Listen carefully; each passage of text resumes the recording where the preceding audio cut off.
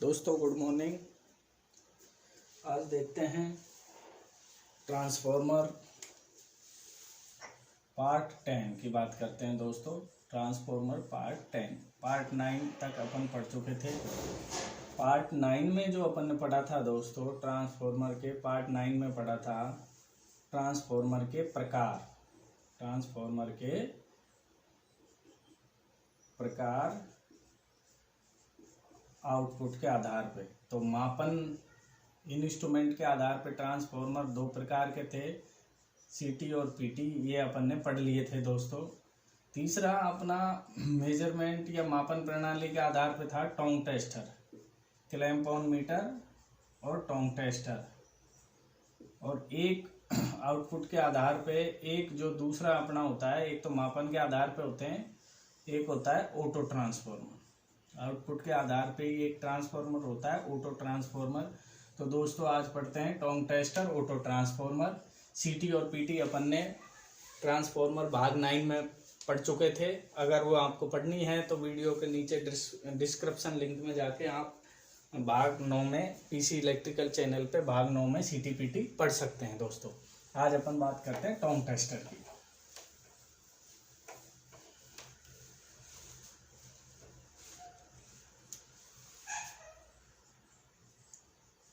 दोस्तों चैनल को सब्सक्राइब करना नहीं भूलें। चैनल को सब्सक्राइब जरूर करें, जिससे कि हमारा मोटिवेशन बना रहे और आपको इसी तरह हम निःशुल्क ऑनलाइन पढ़ाते रहें। तो ये अपना चैनल का नाम है दोस्तों पीसी इलेक्ट्रिकल। तो आज का टॉपिक लेते हैं। आज का टॉपिक है दोस्तों Tong tester, clamp on metre और क्लैंप ऑन टेस्टर। आज का टॉपिक है टोंग टेस्टर।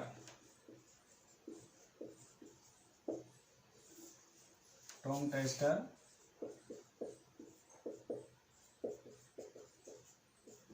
इसे क्लैंप ऑन मीटर भी कहते हैं दोस्तों। क्लैंप ऑन मीटर और क्लैंप टेस्टर भी कहते हैं। ये सभी नाम टोंग टेस्टर के होते हैं। और अपन देखते हैं ये एक ऐसा यंत्र है दोस्तों जो लाइव लाइन में धारा का मापन करता है। टोंग टेस्टर एक ऐसा यंत्र होता है जो लाइव लाइन में धारा का मापन करता है दोस्तों। लाइव लाइन में धारा का मापन करता है। लाइव लाइन में धारा का मापन करता है, इसका मतलब है लाइव का मतलब है चलती हुई लाइन। जैसे दोस्तों अपनी कोई मोटर चल रही है, फैक्ट्री इंडस्ट्री में कोई भी अपना मशीन चल रही है, तो चलती हुई मोटर का अपन लोड नापते हैं, उसे टोंग टेस्टर कहते हैं। और ये इस प्रकार का यंत्र होता है दोस्तों।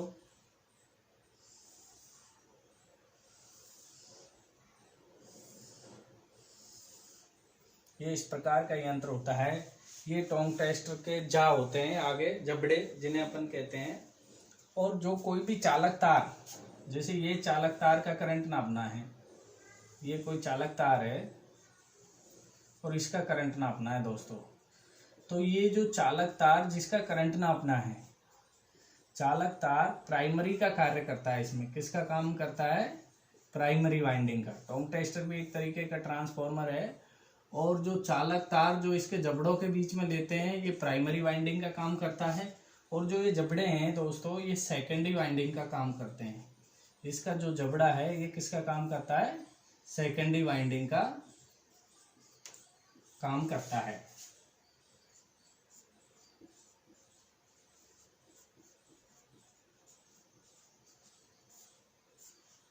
जबड़े सेकेंडरी वाइंडिंग का काम करते हैं।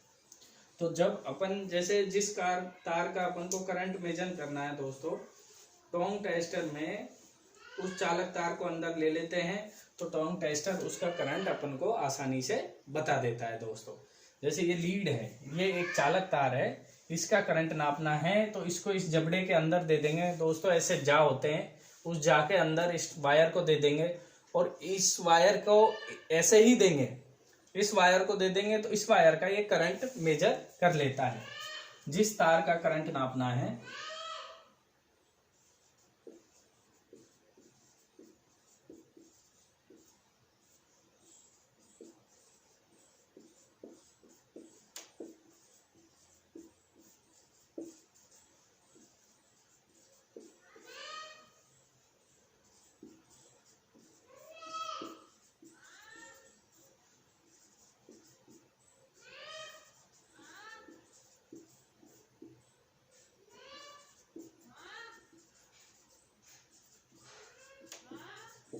जिस तार का करंट नापना है दोस्तों उसे टोंग टेस्टर के इन जा या जबड़े इनके बीच में दे देते हैं, ये उस तार का करंट बता देता है दोस्तों।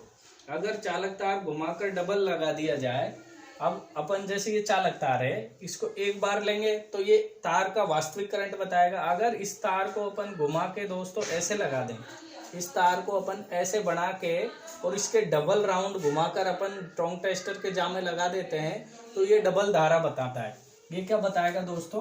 डबल धारा बताएगा। चालक तार को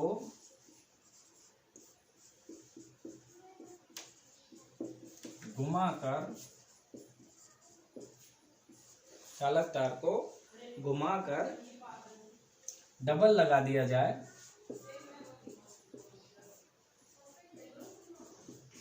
डबल लगाने पर डबल धारा बताता है। क्या बताता है दोस्तों? डबल धारा मापता है। टोंग टेस्टर क्या करेगा?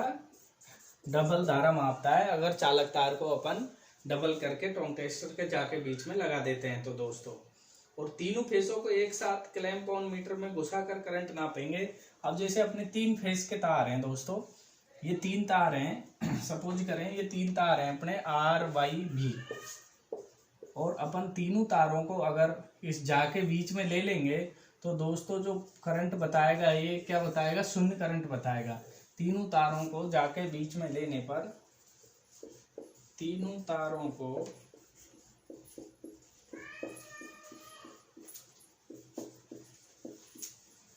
एक साथ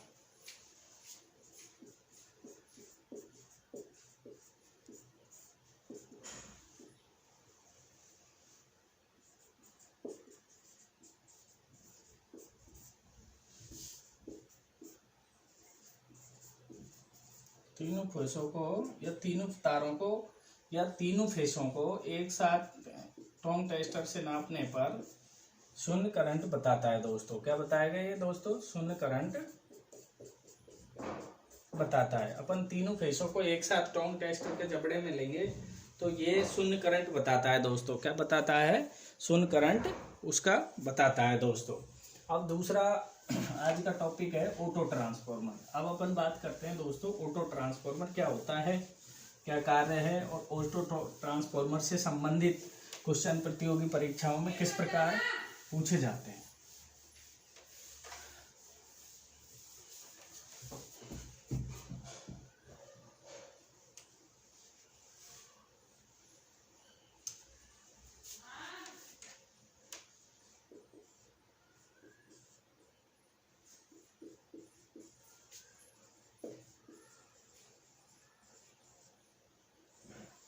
ऑटो ट्रांसफार्मर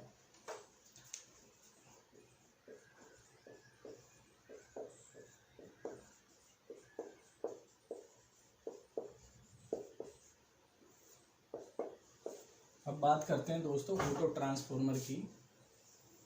तो ऑटो ट्रांसफार्मर एक ऐसा ट्रांसफार्मर होता है जिसके अंदर एक ही वाइंडिंग लगी रहती है। क्या लगी रहती है दोस्तों? एक वाइंडिंग लगी रहती है, इसलिए इसे वन वाइंडिंग ट्रांसफार्मर या एक कुंडली ट्रांसफार्मर कहते हैं। तो पहले इसके सिद्धांत की बात करें तो इसे एक वाइंडिंग ट्रांसफार्मर कहते हैं। क्या कहते हैं? एक वाइंडिंग ट्रांसफार्मर कहते हैं। क्यों कहते हैं? कि इसमें एक ही वाइंडिंग होती है जो प्राइमरी और सेकेंडरी का कार्य करती है। जैसे इसके चित्र की बात करें,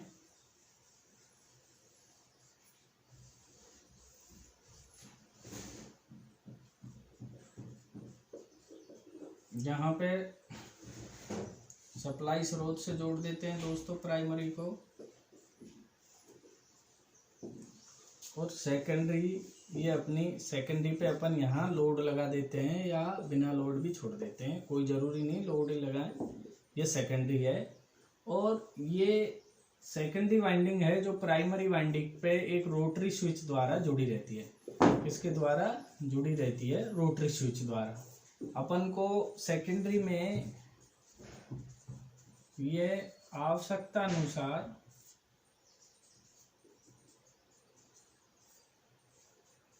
वोल्टेज देता है। क्या देता है? जितनी अपन को आवश्यकता है अपन सेट कर लेते हैं, तो आवश्यकता अनुसार वोल्टेज देता है। इसलिए इसका उपयोग अपन वोल्टेज स्टेबलाइजर में, वेल्डिंग में, बूस्टर में, अभी इसकी बात करेंगे कहाँ कहाँ इसका उपयोग किया जाता है। इसको वन वाइंडिंग ट्रांसफॉर्मर कहते हैं। क्यों कहते हैं दोस्तों? क्योंकि इसमें एक ही वाइंडिंग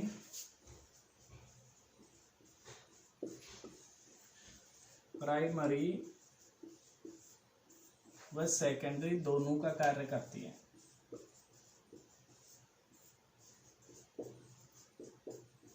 दोनों का कार्य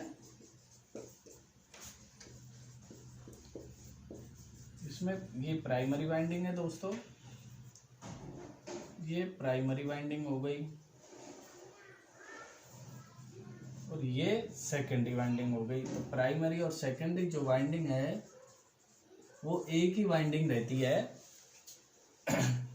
प्राइमरी वाइंडिंग है ये वही एक वाइंडिंग प्राइमरी का भी काम करती है, सेकेंडरी का भी, सेकेंडरी साइड रोटरी स्विच लगा रहता है। अब दोस्तों इसमें एक ही वाइंडिंग है, इसलिए ये किस सिद्धांत पर काम करेगा या इसमें जो उत्पन्न ईएमएफ होगा वह कैसा ईएमएफ होगा? तो दोस्तों ये स्वयं प्रेरण के सिद्धांत पर काम करेगा, क्योंकि इसमें उत्पन्न ईएमएफ एक वाइंडिंग में उत्पन्न होता है तो सेल्फ इंडक्टेंस के कारण, स्वयं प्रेरण या सेल्फ इंडक्टेंस के सिद्धांत पर यह ट्रांसफॉर्मर काम करता है, क्योंकि इसमें एक ही वाइंडिंग के कारण जो है ईएमएफ अपना उत्पन्न होता है। दोस्तों एक ही वाइंडिंग के कारण क्या होता है? ईएमएफ उत्पन्न होता है। और आगे बात करें तो वाइंडिंग का वह भाग जो सेकेंडरी का कार्य करता है वो मोटे तार का बनाया जाता है।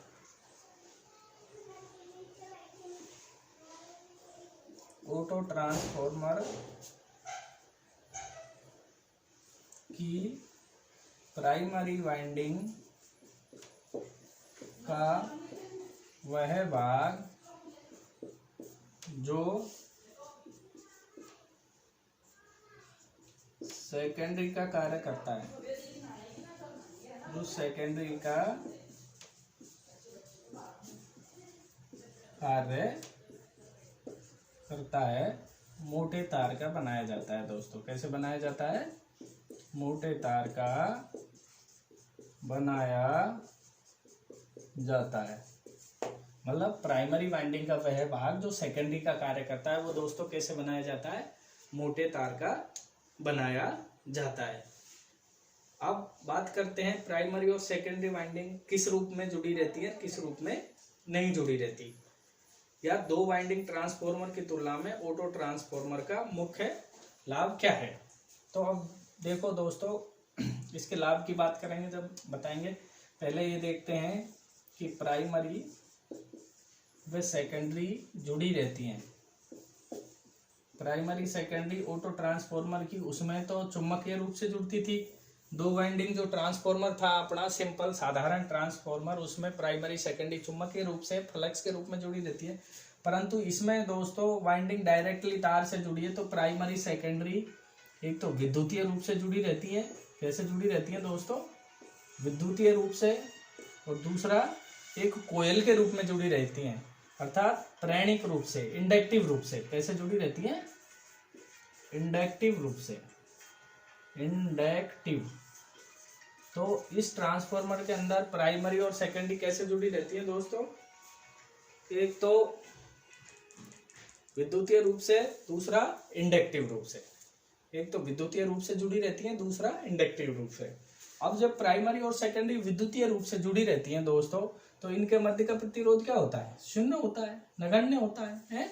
मतलब सॉरी शून्य होता है, क्या होता है, शून्य या नगण्य, कम होता है, क्योंकि तार के रूप में जुड़ी है इसलिए इन दोनों के बीच का प्रतिरोध क्या होता है, प्राइमरी सेकेंडरी वाइंडिंग के बीच का प्रतिरोध ऑटो ट्रांसफॉर्मर के अंदर क्या हो जाएगा दोस्तों, शून्य हो जाएगा, नगण्य हो जाएगा। जो दो वाइंडिंग ट्रांसफॉर्मर होता है उसके अंदर ये अनंत होता है, क्योंकि उसमें चुंबकीय रूप से ये दोनों वाइंडिंग जुड़ी रहती हैं दोस्तों। अब आगे बात करें, अब ऑटो ट्रांसफॉर्मर कैसा व्यवहार करता है, स्टेप अप ट्रांसफॉर्मर का करता है या स्टेप डाउन का करता है। तो अपन ने इस डायग्राम में प्राइमरी में ज्यादा घेरे लिए हैं, N1 बड़ा लिया है और N2 क्या है, छोटा है। तो ये ट्रांसफॉर्मर किसका काम कर रहा है, स्टेप डाउन का कर रहा है। किसका कर रहा है, स्टेप डाउन का। अब अपन इसी ट्रांसफॉर्मर का जो नेक्स्ट जो अपन चित्र बना सकते हैं वो इस प्रकार भी बना सकते हैं, ये सेकेंडरी का काम करेगी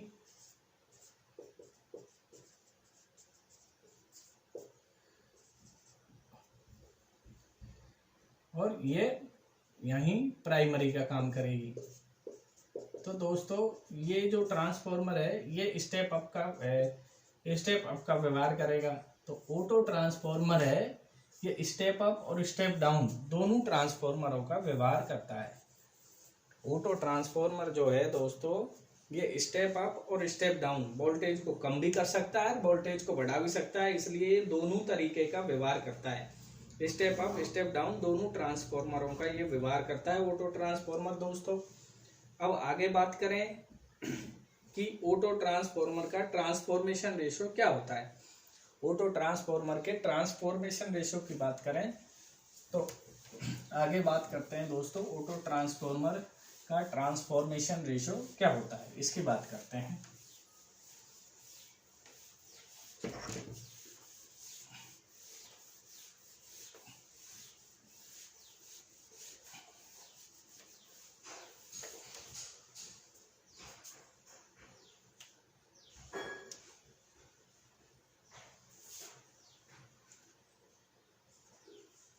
जब ट्रांसफॉर्मर की ऑटो की प्राइमरी सेकेंडरी के बीच में विद्युतीय चालन हो तो transformation ratio K into rating होता है दोस्तों। और जब इंडक्टिव चालन हो प्राइमरी सेकेंडरी के बीच क्या हो, प्राइमरी व सेकेंडरी के मध्य बीच जब विद्युतीय चालन होगा तो K माइनस रेटिंग और इंडक्टिव चालन होगा तो 1 माइनस K रेटिंग। अब अपन विद्युतीय चालन को इंडक्टिव चालन के मध्य रखें, किसके मध्य रखें, इंडक्टिव चालन के बराबर माने। इंडक्टिव चालन और विद्युतीय चालन दोनों बराबर हो जाएं तो K इंटू रेटिंग बराबर 1 minus K into rating. Rating से रेटिंग कट जाएगा दोस्तों, तो K बराबर 1 माइनस K, तो 2K बराबर 1 और K बराबर क्या हो जाएगा 1/2, अर्थात K का मान क्या आता है 0.5। कब आता है, जब इंडक्टिव चालन विद्युतीय चालन के बराबर होता है। तो ऑटो ट्रांसफॉर्मर का ट्रांसफॉर्मेशन रेशियो क्या आता है 0.5 आता है दोस्तों। क्या आता है 0.5 आता है। अब अपन बात करें वन वाइंडिंग की, तो वन वाइंडिंग जब इसे माना जाए तो इसका K नियरली यूनिटी आता है। यूनिटी मतलब एक के पास आता है। K क्या होता है, एक के पास, एक के बराबर मान सकते हैं या एक से थोड़ा कम, एक के पास आता है। कब आता है, जब ट्रांसफॉर्मर में प्राइमरी और सेकेंडरी टर्न क्या हैं बराबर होती हैं, तब एक के पास आता है। बाकी विद्युतीय चालन इंडक्टिव चालन बराबर करते हैं तो K का मान 0.5 आता है दोस्तों। अब बात करें ऑटो ट्रांसफॉर्मर के लाभ की, तो ऑटो ट्रांसफॉर्मर के क्या लाभ हैं, इसके लाभ हानि उपयोग की बात करते हैं दोस्तों। तो ऑटो ट्रांसफॉर्मर के लाभ देखते हैं पहले, क्या लाभ हैं।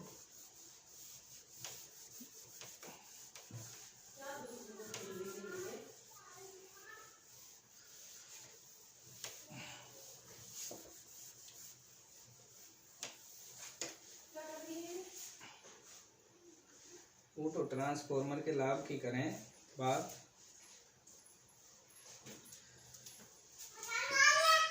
लाभ। ऑटो ट्रांसफॉर्मर का पहला लाभ देखते हैं। चूंकि ये एक वाइंडिंग ट्रांसफॉर्मर होता है, क्या होता है, वन वाइंडिंग, मतलब इसमें एक वाइंडिंग भी होती है, एक ही वाइंडिंग होती है प्राइमरी व सेकेंडरी के लिए। इसलिए वाइंडिंग का जो मटेरियल है, वाइंडिंग मटेरियल क्या लगेगा, कम लगेगा। वाइंडिंग एक ही वाइंडिंग होती है जो प्राइमरी व पी व एस का कार्य करती है, क्योंकि इसमें एक ही वाइंडिंग होती है जो प्राइमरी और सेकेंडरी का कार्य करती है। तो इससे क्या होगा, वाइंडिंग मटेरियल कम लगेगा। वाइंडिंग मटेरियल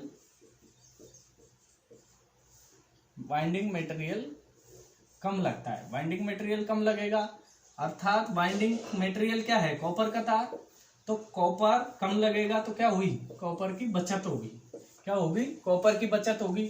और कॉपर कम लगा है तो ताम्र हानि भी कम होंगी। क्या होंगी, ताम्र हानि भी कम होती है दोस्तों, ताम्र हानि भी कम होंगी। और जब ताम्र हानि कम है तो आपने देखा होगा जो दक्षता होती है, दक्षता जो होती है ट्रांसफॉर्मर की, वो क्या होती है, आउटपुट बटे आउटपुट प्लस लॉसेज, आउटपुट बटे आउटपुट प्लस लॉसेज होती है दोस्तों। तो जब वाइंडिंग मटेरियल कम लगा तो कॉपर बची, कॉपर का तार था, कॉपर बच गई, कॉपर बच गई तो ताम्र हानि कम हो गई, और ताम्र हानि कम हो गई तो दोस्तों लॉसेज कम हो गए। अर्थात ताम्र हानि कम हुई तो क्या कम हुआ, लॉसेज कम हुए, और लॉसेज कम हो गए तो इसकी दक्षता क्या होती है, बढ़ जाती है, दक्षता बढ़ जाती है। तो अगला लाभ क्या है, इसकी दक्षता उच्चतम होती है, उच्च दक्षता पर कार्य करता है। ऑटो ट्रांसफॉर्मर किस पर कार्य करता है दोस्तों, उच्च दक्षता पर, दक्षता बढ़ जाती है, अर्थात दक्षता क्या होती है इसकी, उच्च दक्षता बढ़ जाती है, उच्च दक्षता पर यह कार्य करता है। प्रतियोगी परीक्षाओं में कई बार क्वेश्चन पूछा जाता है कि दो वाइंडिंग ट्रांसफॉर्मर की तुलना में ऑटो ट्रांसफॉर्मर के क्या लाभ हैं। दो वाइंडिंग के ट्रांसफॉर्मर की तुलना में ऑटो के लाभ हैं, ऑटो के लाभ हैं, ऐसे पूछा जाता है दोस्तों। तो पहले की बात करें अपन, तो पहले में दो वाइंडिंग ट्रांसफॉर्मर की तुलना में ऑटो के लाभ हैं। तो जैसे पहले लाभ की बात करें, वाइंडिंग मटेरियल की बचत, वाइंडिंग मटेरियल की बचत। दूसरा ऑप्शन आता है जैसे कॉपर लॉस कम, तीसरा आता है आयरन लॉस कम, चौथा आता है दक्षता उच्च होती है इसकी।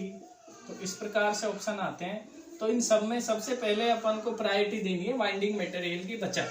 तो दो वाइंडिंग ट्रांसफॉर्मर की तुलना में ऑटो ट्रांसफॉर्मर का क्या लाभ होता है, इसमें वाइंडिंग मटेरियल की बचत होती है।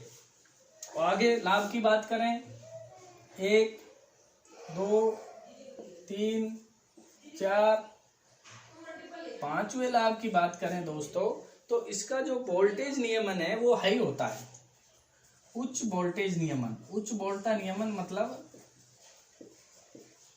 इसके जो सेकेंडरी का वोल्टेज है वो लोड लगाने पर कम अधिक नहीं होता, ज्यादा चेंज नहीं होता, इसलिए उच्च वोल्टेज नियमन होता है।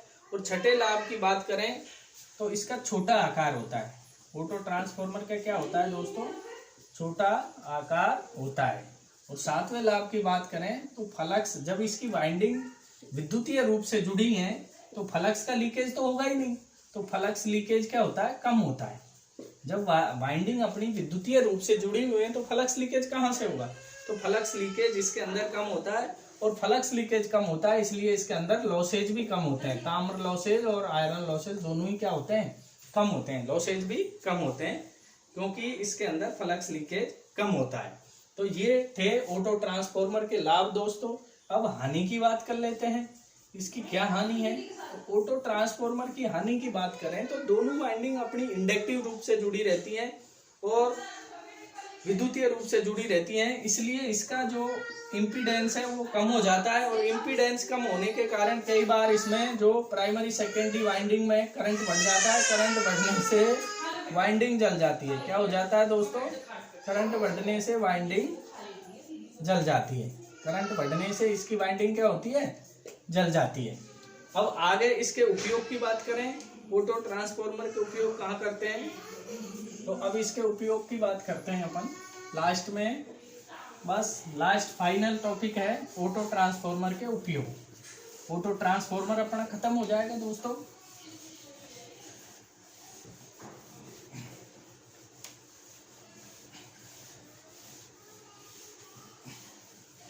अब ऑटो ट्रांसफार्मर के अपन उपयोग की बात करें दोस्तों, तो ऑटो ट्रांसफार्मर के उपयोग कहाँ होते हैं, उपयोग की बात कर लेते हैं।